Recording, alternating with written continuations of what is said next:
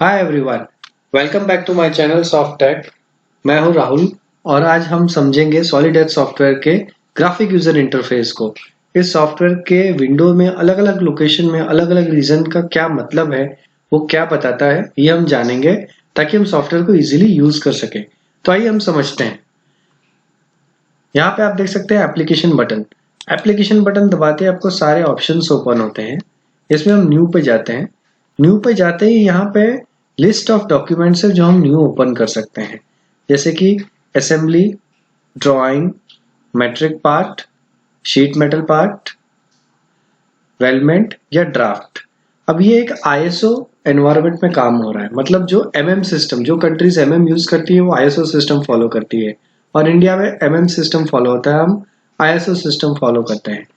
इसी तरह से अगर आपको एनवायरनमेंट चेंज करना हो तो यहाँ एडिट लिस्ट को क्लिक करिए। यहाँ पे इस तरह से तो अलग अलग लिस्ट ओपन होगी। एएनएसआई इंच, एएनएसआई मेट्रिक, ये दोनों अमेरिका में यूज होती है।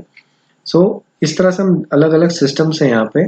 तो हम आईएसओ मेट्रिक सिलेक्ट करेंगे और इस तरह से इसमें आगे बढ़ेंगे और एक न्यू डॉक्यूमेंट, न्यू में मैं आईएसओ पार्ट ओपन करता हूँ जिसमें आपको ज्यादा आइडिया आएगा। सो ये मेरा पार्ट है। अब ये पूरे विंडो में जो पहली लाइन है ये मेरा मेन रिबन है। ठीक है, ये मेन रिबन में मुझे सारे शॉर्टकट्स मिलते हैं, जैसे न्यू फाइल, ओपन फाइल। अगर मुझे यहाँ कस्टमाइज करना है तो मैं इधर से इसको कस्टमाइज कर सकता हूँ। रिबन को हम कस्टमाइज करना बाद में सीखेंगे। अभी जो सारे मेन कमांड्स हैं हम वही समझ लेते हैं। तो ये है मेरा मेन रिबन। उसके नीचे आते हैं तो ये है मेरा कमांड रिबन, जिसके ऊपर सारे कमांड्स हैं हमारे। अब ये कमांड रिबन में टैब्स और ग्रुप्स की मदद से सारे कमांड को डिस्ट्रीब्यूट किया गया है। यहाँ पे होम, सरफेस, पीएमआई, सिमुलेशन, ये सारे टैब्स है मेरे। और इन टैब्स के अंदर स्केच, सॉलिड, पैटर्न, मॉडिफाई, ये सारे मेरे ग्रुप्स है। तो सारे ग्रुप एक टाइप के जो कमांड्स है वो ग्रुप करके एक सेपरेट टैब में दिया गया है। तो ये है मेरा कमांड रिबन। कमांड रिबन के नीचे आते हैं तो ये है मेरा टैब्ड रिबन। टैब्ड रिबन में आप देख सकते हैं कि अलग अलग, अभी मैंने 2 फाइल ओपन करके रखी है तो वो 2 फाइल यहाँ पे आप देख सकते हैं। तो इसमें से मैं दोनों फाइल यहाँ से एक्सेस कर सकता हूँ टैब्ड रिबन से। और मुझे अगर किसी एक फाइल को बंद करना है तो मैं यहाँ से क्लोज कर सकता हूँ, फाइल बंद हो जाएगी। तो ये रहा मेरा टैब्ड रिबन। इसके नीचे आता है मेरा मेन वर्किंग विंडो चालू होता है। तो ये मेन वर्किंग विंडो है। इस विंडो में ये जो आप देख रहे हैं यहाँ पे, इसे हम पाथ फाइंडर बोलते हैं। पाथ फाइंडर में क्या होता है कि हमारे पार्ट का नाम है, उसके बेस रेफरेंस की डिटेल है, मटेरियल की डिटेल है। यहाँ पे मैंने मटेरियल डिफाइन नहीं किया। अगर मुझे मटेरियल डिफाइन करना है तो इस तरह से मैं यहाँ से मटेरियल डिफाइन कर सकता हूँ। तो ये मटेरियल स्टील है। इसके बेस रेफरेंस जो मैं अभी इनएक्टिव कर देता हूँ ताकि व्यू में नहीं आए। फिर ये डिजाइन बॉडी, और ये एक ऑर्डर्ड में बनाया गया है, ऑर्डर्ड पार्ट। अभी सॉलिड एज में मैंने बताया था कि सिंक्रोनस टेक्नोलॉजी है, ऑर्डर्ड टेक्नोलॉजी है। ऑर्डर्ड वही प्रिमिटिव मेथड है जिसमें हम एक लेयर के ऊपर layer, parent and child relationship follow करते हैं। यानी कि यहाँ पे जो स्केच है वो इस प्रोट्रूशन का पेरेंट है, तो उन दोनों में एक पेरेंट चाइल्ड रिलेशनशिप का मेंटेन किया जाता है। तो इस तरह से ऑर्डर्ड फंक्शन होता है। तो ये ऑर्डर्ड में मॉडल बनाया गया है। अगर मुझे ऑर्डर्ड से सिंक्रोनस में चेंज होना है तो मैं यहाँ ऑर्डर्ड पे राइट क्लिक करके सिंक्रोनस सिलेक्ट करूंगा, या तो मैं इस व्हाइट विंडो पे कहीं पे भी राइट क्लिक करके ट्रांजिशन टू सिंक्रोनस कर सकता हूँ। आगे हम देखेंगे सिंक्रोनस में मॉडलिंग कैसे होती है। आज मैं आपको ये सिर्फ ग्राफिक यूजर इंटरफेस दिखा रहा हूँ इसका।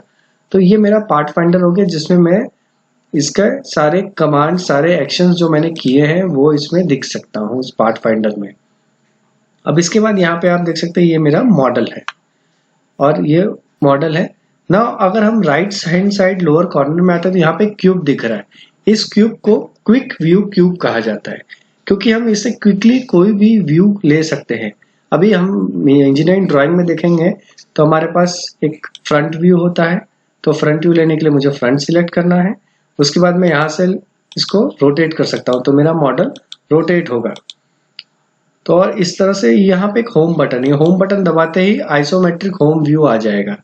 और ये जो कॉर्नर्स के बटन है, ये कॉर्नर बटन्स भी अलग अलग आइसोमेट्रिक व्यू लेने के लिए है, इस तरह से।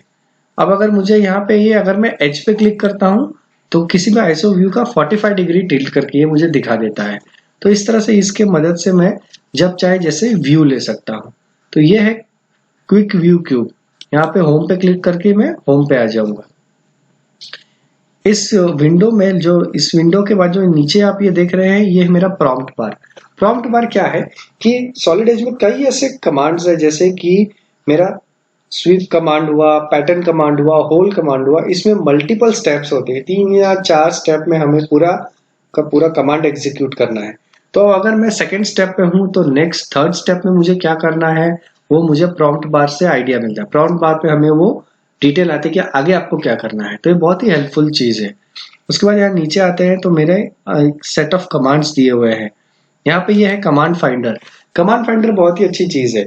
अगर आप कोई कॉम्पिटिटर सॉफ्टवेयर यूज कर रहे हैं, जैसे कि सॉलिड वर्क्स यूज कर रहे हैं, वहां पे आप बोलेंगे कि मुझे ड्राफ्ट, उसमें एक कमांड है ड्राफ्ट का, तो वो ड्राफ्ट अगर यहाँ पे सर्च करेंगे तो उससे रिलेटेड जो भी यहाँ पे कमांड्स है वो आपको दिखेगा। तो आप नए लोगों के लिए बहुत ही अच्छी चीज है कि मैं इसको यूज करके कमांड्स को फाइंड कर सकता हूँ। आपको किसी भी सॉलिड वर्क्स का या इन्वेंटर का कमांड यहाँ पे टाइप करेंगे वो अपने आप आपको दिखा देगा। तो ये कमांड फाइंडर बहुत ही अच्छी चीज है। इसके बाद आता है ये जूम एरिया। जूम एरिया करने के लिए मैं जूम एरिया पे सिलेक्ट करके लेफ्ट क्लिक करके इस तरह से जूम कर सकता हूँ। एक और तरीका है जूम करने का, माउस का स्क्रॉल बटन यूज करके मैं जूम इन जूम आउट कर सकता हूँ। इसमें सारी फंक्शनैलिटीज माउस पे भी दी गई है, वो काफी अच्छी चीज है। अब कई बार ऐसा होगा कि मैं जूम करते करते मॉडल में इतना अंदर चला जाऊंगा कि मुझे पता नहीं चलेगा मैं कहाँ पे हूँ। तो अगर मुझे पूरे मॉडल को स्क्रीन में फिट करना होगा तो यहाँ पे ये कमांड है फिट। फिट बटन दबाते ही पूरा पूरा मॉडल स्क्रीन में आ जाएगा। अब समझ लीजिए आपको वो क्लिक नहीं करना, तो एक और कमांड है, आपका स्क्रॉल बटन अगर आप 2 बार दबाएंगे कंटिन्यूस तो आपका मॉडल वापस से आ जाएगा, पूरे के पूरे विंडो में फिट हो जाएगा। ये बहुत बढ़िया कमांड है। फिर आता है पैन। पैन करने के लिए आपको अगर मॉडल को मूव करना है बिना उसको टिल्ट किए तो पैन कमांड यूज होता है। तो यहाँ से पैन क्लिक करके आप कर सकते हैं। इस तरह से हम पैन कर सकते हैं। Rotate command. रोटेट करने के लिए जैसा कि मैंने बताया यहाँ पे क्विक व्यू क्यूब है। दूसरा एक सिंपल कमांड है ये रोटेट का।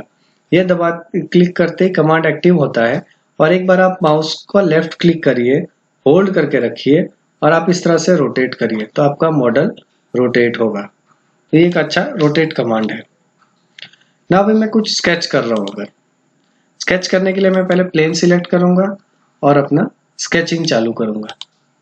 बट समझ लीजिए कि गलती से मैंने बीच में पूरा रोटेट कर दिया और मुझे स्केच में जाना है वापस। तो यहाँ पे एक स्केच व्यू का कमांड दिया हुआ है।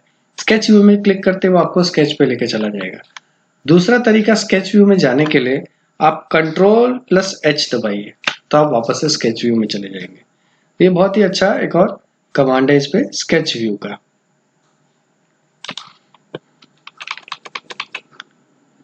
इसके बाद आता है ओरिएंटेशन। जैसे कि हमने क्विक व्यू क्यूब में देखा, सेम वे इसमें से हम फ्रंट, राइट, टॉप अलग अलग व्यू ले सकते हैं। वो क्विक व्यू को के लिए ही दिया गया है। अगला एक है ये व्यू स्टाइल। अभी ये पूरा का पूरा सॉलिड स्टाइल है। मुझे अगर इसे वायर फ्रेम करना हो तो मैं यहाँ से डायरेक्ट कर सकता हूँ। तो इस तरह से इसमें फंक्शनलिटी दी गई है। अभी जैसा मैंने स्टार्टिंग में बताया था कि व्यू लेने के लिए हम ये क्विक व्यू क्यूब का यूज करते हैं। तो Ctrl+H से मैं स्केच प्लेन में जाता हूँ। वैसे अगर फ्रंट व्यू करना है तो मुझे Ctrl+F करना है, राइट के लिए Ctrl+R, लेफ्ट के लिए Ctrl+L, बैक के लिए Ctrl+B, टॉप के लिए Ctrl+T। सो इस तरह से, और आइसोमेट्रिक व्यू के लिए Ctrl+I। इसके पूरे लिस्ट ऑफ कमांड्स है, बहुत इजी है। तो इस तरह से आप अलग अलग व्यू ले सकते हैं। तो ये था हमारा इसका विंडोज में क्या क्या है। अब इसमें कुछ एक हिडन भी है, जैसे कि रेडियल मेनू। रेडियल मेनू बड़ी काम की चीज है, क्योंकि आपके रेडियल मेनू किस तरह से आप लेके आ सकते हैं कि आप अपने राइट माउस के राइट क्लिक को प्रेस करके होल्ड रखिए तो रेडियल मेनू एक्टिव होता है। रेडियल मेनू में आप वैसे वैसे कमांड सिलेक्ट कर सकते हैं जो कमांड आप रेगुलरली यूज करते हैं, और ये आप कस्टमाइज भी कर सकते हैं। तो कस्टमाइज कहाँ से होता है? सेम में यहाँ कस्टमाइज बटन पे जाइए, उसके बाद कस्टमाइज पे क्लिक करिए। कस्टमाइज पे क्लिक करने के बाद रेडियल मेनू सिलेक्ट करिए। तो रेडियल मेनू में यहाँ पे आप देख सकते हैं कि 16 मेनूज दिए हुए हैं। तो अकॉर्डिंग सिलेक्ट करिए आपको कौन सा ऐड करना है, वो आप यहाँ पे ऐड कर सकते हैं। तो मैं कुछ नहीं करूंगा, बस ड्रैग एंड ड्रॉप कर दूंगा। कोई एक कमांड लूंगा होम टैब में से और यहाँ पे ड्रॉप कर दूंगा। तो देखिए मेरा यहाँ पे एक्सट्रूड कमांड आ गया। अब समझ लीजिए मुझे होल कमांड तो है ऑलरेडी, मुझे ये स्वीप कमांड ऐड करना है। तो मैं स्वीप को ड्रैग करूंगा, जहां पे मुझे लेके जाना उस लोकेशन पे ले आके दूंगा। ड्रैग मैं कैसे कर रहा हूं, मैं उस कमांड पे लेफ्ट क्लिक करके, लेफ्ट क्लिक रिलीज नहीं करता हूं, मैं अपने कमांड के लोकेशन पे लेके जाता हूं और वहां पे मैं लेफ्ट क्लिक करता हूं। तो इस तरह से मेरा कमांड वहां पे ड्रॉप हो जाता है। तो इस तरह से मैं जैसे जैसे सॉफ्टवेयर यूज करने लगेंगे आप, तो आपको पता चलेगा कि कौन से कमांड आप रेगुलरली यूज करते हैं। तो आप उस तरह से उसको अपने मनपसंद कमांड्स को रेडियल मेनू पे रख सकते हैं। तो ये रेडियल मेनू बड़ी ही काम की चीज है। तो ये था हमारे पूरा मॉडल का, पूरा हमारे सॉफ्टवेयर का ओवरव्यू। अगले वीडियो से हम स्केचिंग मोड चालू करेंगे। अगर आपको ये वीडियो पसंद आया है तो इसे लाइक करिए, शेयर करिए और हमारे चैनल को सब्सक्राइब करिए। Thank you very much.